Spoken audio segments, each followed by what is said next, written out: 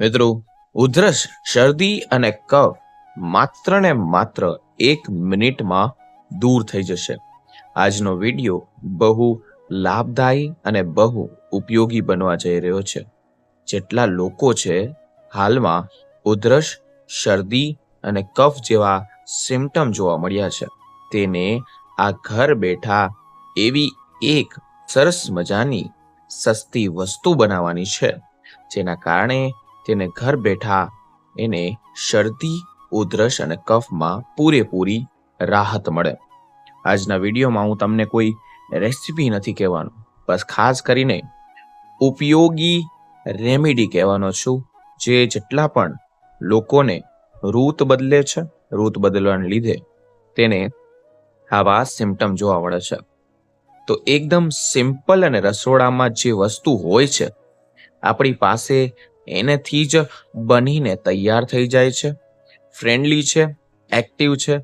હાલમાં ઘણા બધા મિત્રો તહેવારો ગયા છે, સિઝન બદલી ગઈ અને સ્વાસ્થ્યને લગતા ઘણા બધા પ્રોબ્લેમ પણ તમને થઈ ગયા છે. તો હોમ રેડીમીથી તમે ગળામાં દુખતું હોય, શરદી હોય, કફ હોય, ઉધરસ હોય, આ બધા પ્રોબ્લેમમાં એક જ ઘરેલું નુસ્ખામાં તમારા બધા પ્રોબ્લેમ સોલ્વ થઈ જશે. તમારે કોઈ પણ બહારની દવા ખાવાની જરૂર નથી. શરદી હોય, ઉધરસ હોય કે કફ, ગળામાં દુખવું, ગળામાં બરવું અથવા ચક્કર આવવા, આ ખૂબ જ તે વસ્તુનો ફાયદો છે. આયુર્વેદની રીતથી આપણે ખાસ કરીને તમને કહેવા જઈ રહ્યો છું, એકદમ નિર્દોષ ઉપચાર છે, જેથી તેનો ફાયદો તમને થશે જ અને આનું કોઈ પણ નુકસાન નથી. તો ચાલો હું તમને વિડીયો તરફ આગળ વધીએ.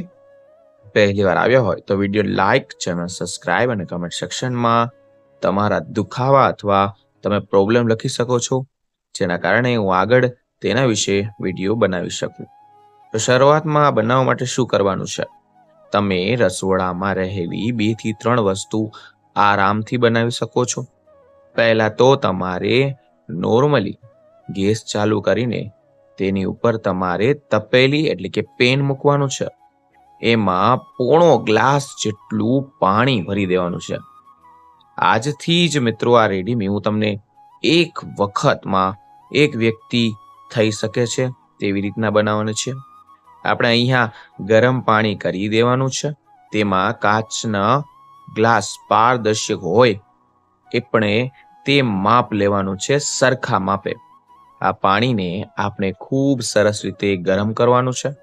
પાણી એકદમ મસ્ત ગરમ થઈ જાય, ઉકળી જાય, તો તેમાં થોડીક વાર પછી સરસ રીતે હૂંફ આવી જાય તો 1 ચમચી તેની અંદર હળદર નાખવાની છે. અને તમને ઘરે મસાલા તો ઘરે હોય જ, અને હળદર તો બધાના ઘરમાં નોર્મલી મળી જશે. એકદમ અશીર રીતે આનો ઈલાજ થશે, કેમ કે ઘરની હળદર બિલકુલ શુદ્ધ હોય છે. તો અહીં તમે લીલી હળદરને ઝીણી નાની ખમણીને છીણી શકો છો. અડધી ચમચી તમારે હળદર નાખવાની છે. અડધા મિનિટ સુધી હળદરને આ પાણીમાં મિક્સ કરીને સારી રીતે થવા દેવાનું છે. સારી રીતે ઉકળી જાય એના પછી એકાદ ચપટી જેટલું તેની અંદર હંચર નાખવાનું છે અને 1 ચપટી સાદું મીઠું ઉમેરવાનું છે. આ બંનેમાંથી એક પણ લઈ શકો છો, 2 નાખવાની જરૂર નથી. આ સંચર નાખીને આ રેડીમેડ ટેસ્ટ ખૂબ જ સરસ અને સિમ્પલ છે. ઇઝીલી તમે પી શકો છો. નાના મોટા ગમે તેવા વ્યક્તિઓ આ પી શકે છે. 20 થી 30 સેકન્ડ સુધી આ પકાવવાનું છે, તે ધ્યાન રાખવાનું છે. હળદર પાણી સાથે પરફેક્ટલી સારી રીતે મિક્સ થઈ જાય તેના માટે જ આ વસ્તુ કરવાની છે. તમારે 20 થી 30 સેકન્ડ સુધી કરવાનું છે. એના પછી તમારે શું કરવાનું છે? તમારે આ વસ્તુ પીવાની છે. એના પછી 1 ચમચી જેટલું શુદ્ધ દેશી ઘી લેવાનું છે. ખાસ કરીને ગાયનું ઘી લેવાનું છે. ગાયનું ઘી લીધા પછી એમાં ઉમેરવાનું છે. અહીંયા ગાયનું ઘી ખાસ કરીને એવા ખૂબ સારું, પણ જો ન હોય તો આપણી પાસે દેશી ઘી હો તો પણ ચાલશે, ઘરે બનાવેલું. 1 ચમચી જેટલું ઉમેરી દેવાનું છે. જે લોકોને ઉધરસ આવવાથી એટલે કફ નીકળવાથી ગળું સુકાઈ ગયું હોય અથવા ગળામાં દુખતું હોય તો આપણે આ જે ઘી ઉમેર્યું છે એના ઘીના લીધે ગળામાં મોઇશ્ચરાઇઝર થઈ જશે, સૂકાપણું દૂર થાય છે અને તમારો ગળામાં જેટલી પણ ખરાશ છે, દુખાવા છે, જે પણ તમને પ્રોબ્લેમ થઈ છે તો તે પહેલા તકલીફ દૂર થશે. અને અહીં આપણે ઉકાળતા અંદાજે માનો કે 1 થી 1.5 મિનિટ જેટલો સમય થશે. આ રેડીમી લગભગ આરામથી 12 મિનિટમાં 10 મિનિટમાં બની જાય છે. અહીં ગેસનો તમારે બંધ કરી દેવાનો છે. આ રેડીમી કઈ રીતે ઉપયોગમાં લેવાની છે, કઈ રીતે પીવાની છે તે પણ બતાવું. મિત્રો વિડીયો લાઈક કરી દેજો. મિત્રો સાવ સિમ્પલ રીતે ખૂબ એક્ટિવ રેડીમી બનાવીને તૈયાર થયું છે. હું તને બતાવી દઈ દઉં કે આ વસ્તુ કેવી રીતના કામ કરે છે. એક ગ્લાસની અંદર ગળીને લેવાનું છે, તેને ગાળી લેવાનું છે. કઈ રીતે પીવાનું છે સમજાવી દઉં. પોણો ગ્લાસ જેટલું પાણી વધે ત્યારે અડધા ગ્લાસ જેટલું થઈ જાય તો 5 ગ્લાસ પાણી હળદર મીઠું સારી રીતે પકી જાય.